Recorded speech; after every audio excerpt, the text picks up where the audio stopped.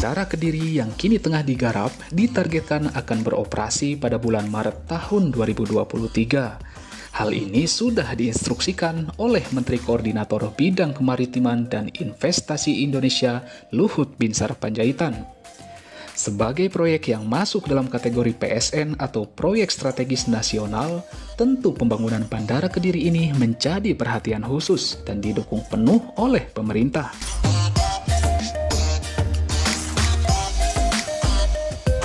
Lalu, sudah sejauh mana pembangunan Bandara Kediri ini dalam pencapaian progresnya? Kita akan melihat area proyek pada sisi yang paling barat.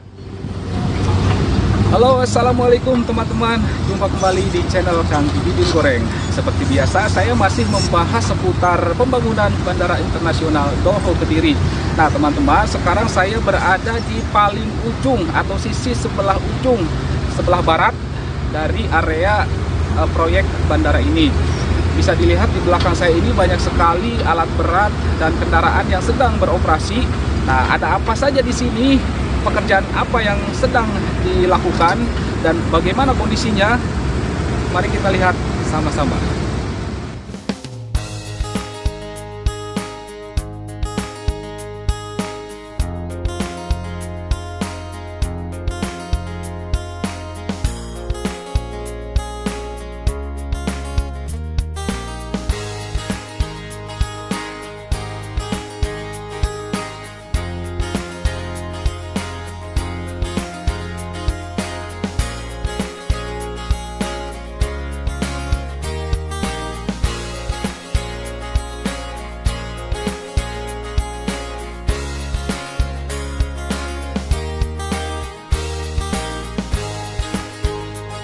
Area ini merupakan ujung dari runway sekaligus titik paling pinggir yang berbatasan langsung dengan pemukiman warga.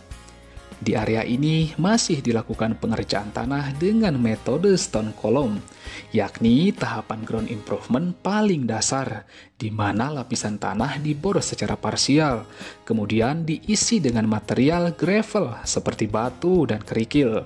Fungsinya adalah untuk mencegah pergerakan tanah atau likuifaksi. Setelah pekerjaan stone column selesai, maka area ini nantinya akan ditimbun dengan lapisan tanah sehingga mencapai elevasi yang diinginkan.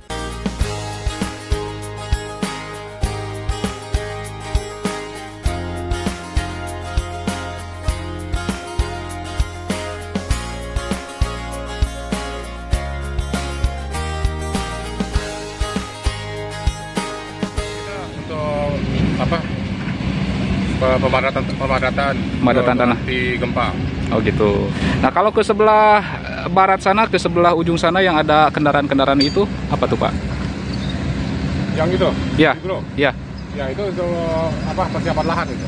Persiapan lahan. Masih area apa nih? Itu area stone column.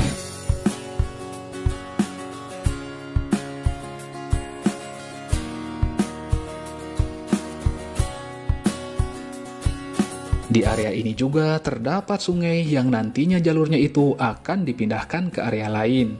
Kemudian bekas aliran sungai tersebut kadar airnya akan disedot dan setelahnya dilakukan pemadatan.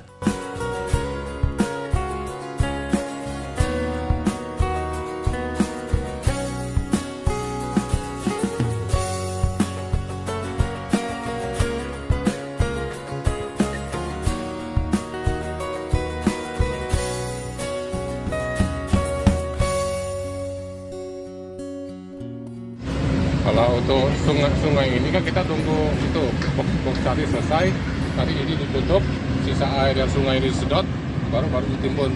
Biasanya timbun per 30 cm di fibro, di tes kekerasannya dengan sandcon, baru ditimbun lagi tuh sampai level-level yang diinginkan. Aliran airnya dikemanakan Pak? Ini kan kita tutup karena kan udah buat aliran baru di sana. Dari sana udah mulai aktif, udah mulai aliran dialihkan ke sana, di sini tutup. Lalu sisa air yang di sini kita sedot atau dialihkan ke sana. Oh begitu, jadi nanti ini sungainya akan dialihkan ke jalur lain gitu ya, dan ini akan ditutup. Betul. Oh gitu ya. Oke Pak, terima kasih atas informasinya Pak ya. Selamat bekerja dan tetap jaga safety.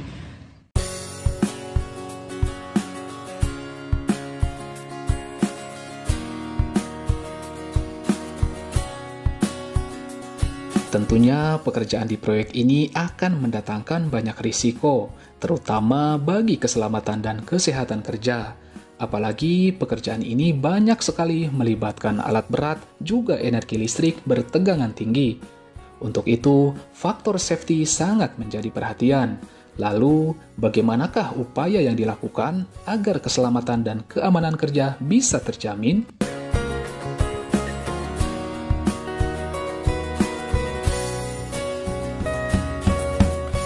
Untuk safety sendiri itu adalah seperti slogan kita ya, safety first.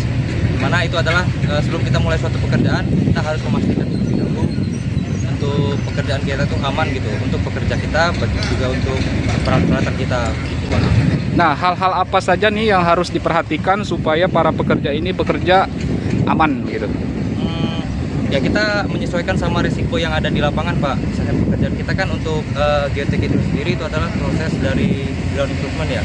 Jadi alat yang kita gunakan itu kita lihat ada seperti mesin stone column, juga proses pekerjaan yang kita lakukan stone column sama dengan CFG. Nah, jadi untuk resiko-resiko yang kemungkinan ada itu adalah berkaitan dengan lubang ya bisa, terus elektrikal karena kita menggunakan powernya dari generator. Nah, sebelum memulai pekerjaan, biasanya kita setiap pagi itu dilakukan toolbox meeting, Pak. Nah, hal itu dilakukan oleh biasanya langsung dari supervisornya yang langsung memberikan arahan kerja untuk apapun pekerjaan yang akan dilakukan hari itu, serta semacam reminder lah dari pihak KSE. Dalam hal ini biasanya kita punya 2 tim, Pak. Tujuannya adalah kita bisa mitigasi resiko untuk pekerjaan-pekerjaan yang menimbulkan bahaya pada hari itu. Kita mengatakan untuk safety itu ada tingkatannya. Untuk pertama itu adalah ya katakanlah eliminasi, substitusi, engineering control.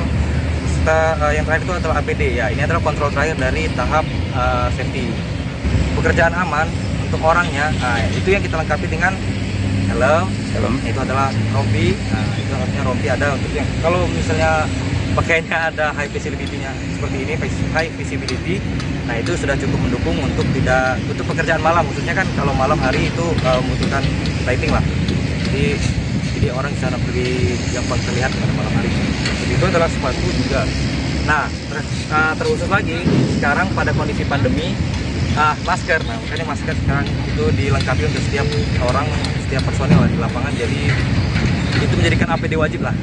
APD wajib tambahan di luar helm, rompi, juga sepatu. Jadi ini adalah barang wajib.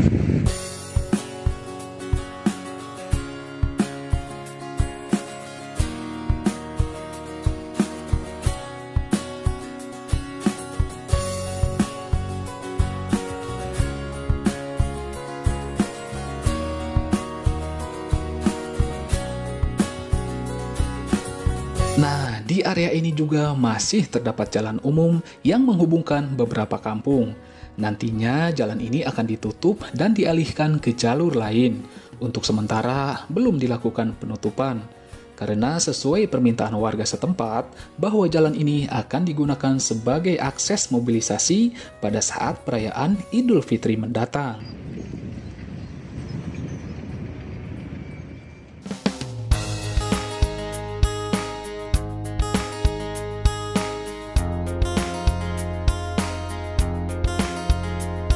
Di beberapa titik, lapisan-lapisan tanah sudah mulai ditambahkan dan dilakukan pemadatan dengan menggunakan alat-alat berat.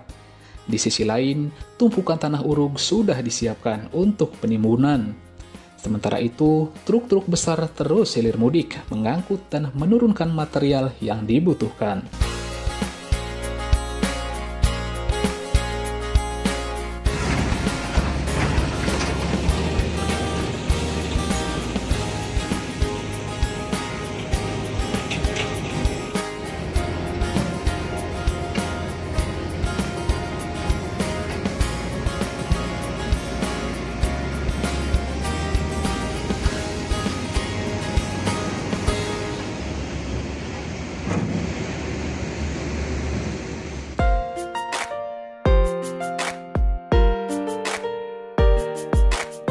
Ada satu lagi nih PR besar yang harus dilakukan oleh para kontraktor, di mana nantinya Bukit Hijau ini akan dikeruk dan diratakan.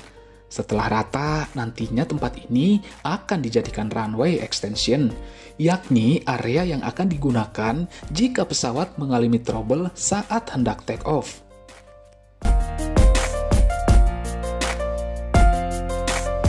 Melihat padatnya aktivitas pekerjaan, semestinya target-target yang telah ditentukan bisa tercapai.